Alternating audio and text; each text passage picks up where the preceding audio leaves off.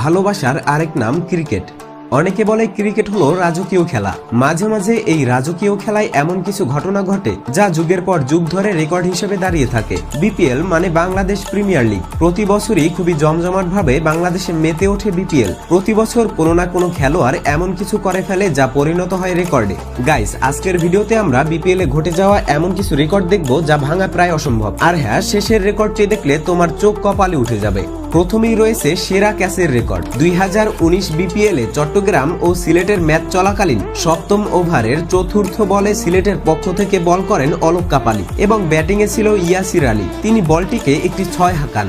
সবাই বলছেন বলটি শিওর 6 হবে। ইয়াসির আলীর মুখেও যেন স্বস্তির নিঃশ্বাস। কিন্তু একই হঠাৎ করে জেসন রয় বাজপাখির মতো উড়ে এসে এক হাতের তালুতে বন্দি করে ফেলেন বলটি।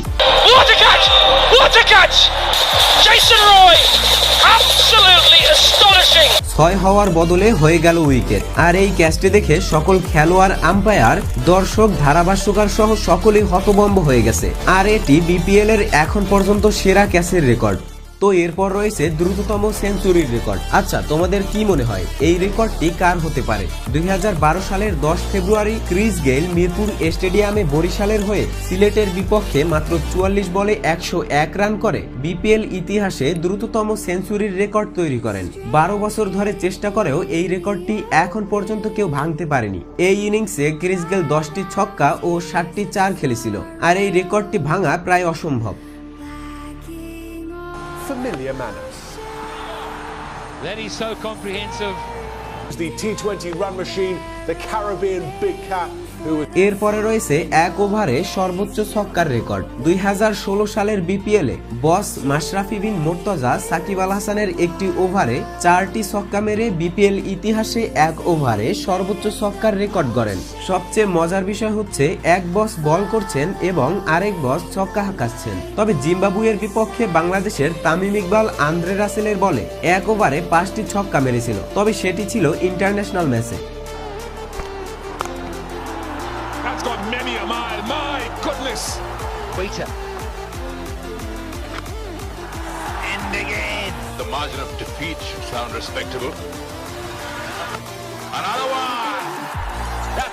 তো এরপরে রয়েছে সর্বোচ্চ গতিপূর্ণ বলের রেকর্ড। 2024 সালের চলতি বিপিএল এ সর্বোচ্চ গতির একটি নতুন রেকর্ড তৈরি হয়। তবে সবচেয়ে মজার বিষয় হচ্ছে সর্বোচ্চ গতিপূর্ণ বলের এই রেকর্ডটি কোনো বিদেশি খেলোয়াড়ের দখলে না। রংপুর ও খুলনার ম্যাচ চলাকালীন সময়ে রংপুরের পক্ষে ব্যাটিং করছিল সাকিব আল হাসান এবং খুলনার পক্ষ থেকে বল করছিল তরুণ খেলোয়াড় নাহিদ রানা। 4 ওভারের তৃতীয় বলেই ঘটে এই রেকর্ড। 149.7 কিলোমিটার পার আওয়ার বেগে বল করল Nahid Rana.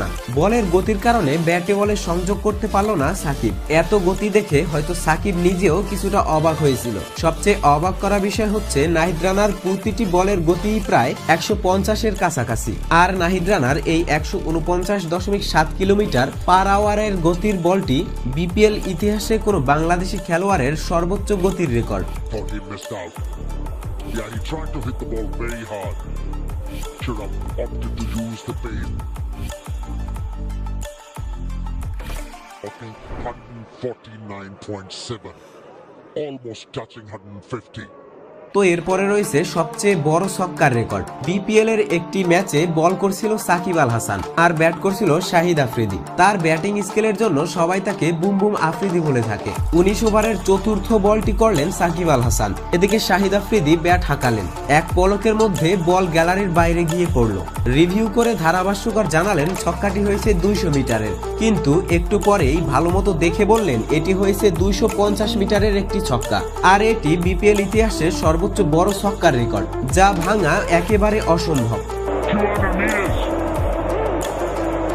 250 meters. I don't think the ball's coming back. Bang!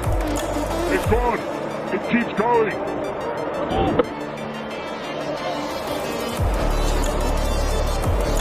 Guys, এই ছিল আমাদের আজকের ভিডিওটি ভালো লেগে থাকলে ভিডিওতে একটি লাইক করে চ্যানেলটি সাবস্ক্রাইব করে রাখো। আর এই রেকর্ডগুলোর মধ্যে কোন রেকর্ডটি তোমার সবচেয়ে বেশি ভালো লেগেছে কমেন্ট করে জানাতে পারো। তো দেখা হচ্ছে সামনের কোনো ভিডিওতে। ততক্ষণ ভালো থাকো, সুস্থ থাকো, ডার্ক টিউবের সাথেই থাকো। আল্লাহ হাফেজ।